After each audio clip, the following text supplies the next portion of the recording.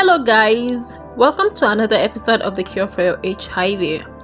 I remain your delightsome Maria Moses, and I am a public health practitioner. I work to support change so that people around me and people around the world can have a profound knowledge to make certain choices about their sexual health and their general healthy lifestyle. Of course, this is in the support of the global effort to end HIV disease and pandemic worldwide. So guys, if you're new in this channel, kindly subscribe to my YouTube channel, and also don't forget to click on the notification bell so that you will get updated when we have new release. And then you can also like my video and as well share to your loved ones so that they can also take care of their own sexual health and healthy lifestyle wherever they may be. So today today we're going to be discussing something very important, and that's the continuation of what we were talking about in the last episode. We were actually talking about STI, sexually transmitted diseases, and reproductive transmission and transmitted diseases, and how it can lead to HIV, or how what HIV particularly, we know that it is an STI. Okay, so what happened next? How do we take care of ourselves if we have STI, or what are these STI generally? What do they mean? So we will be continuing from where we stopped last episode. So guys, let's go.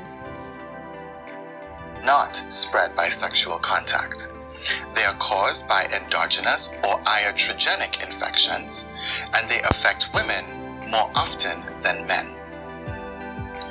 In women, overgrowth of endogenous microorganisms, normally found in the vagina, may cause an RTI, such as yeast infections or bacterial vaginosis. These overgrowth infections are especially common following antibiotic use. Medical interventions may also provoke iatrogenic infection. This can occur in several ways. Endogenous organisms from the vagina or sexually transmitted organisms in the cervix may be pushed into the upper genital tract during transcervical procedures. This can cause serious infection of the uterus, fallopian tubes, and other pelvic organs. Organisms from outside the body can also be introduced into the upper genital tract during medical procedures if infection control is poor. STIs can also be transmitted through unscreened blood products and from mother to child. In men, STIs are much more common than endogenous or iatrogenic infections or RTIs.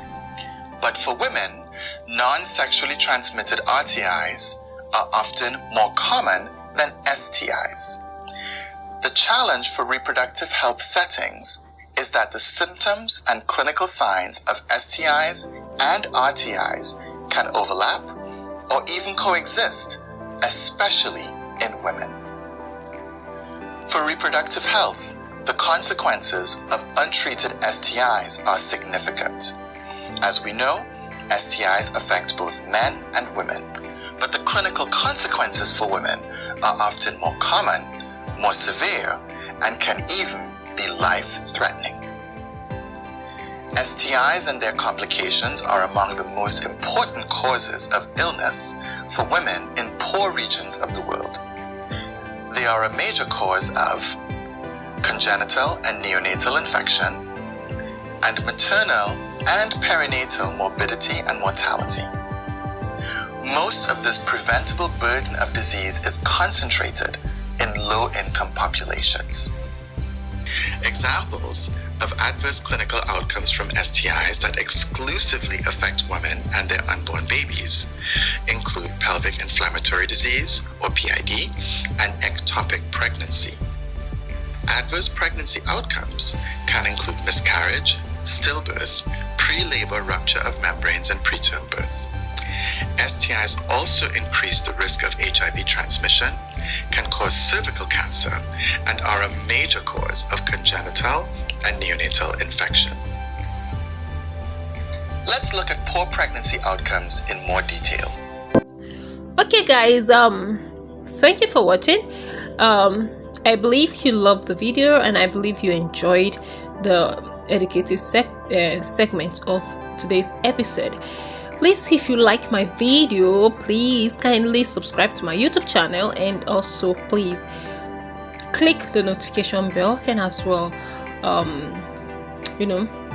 share the video to your friends and loved ones worldwide, so that they can also be in the knowing or in the loop of what is going on in the world as regards to disease and pandemic worldwide, and as regards to STI and RTI. So thank you for watching, and I'll see you in my next episode. Don't miss it. Bye.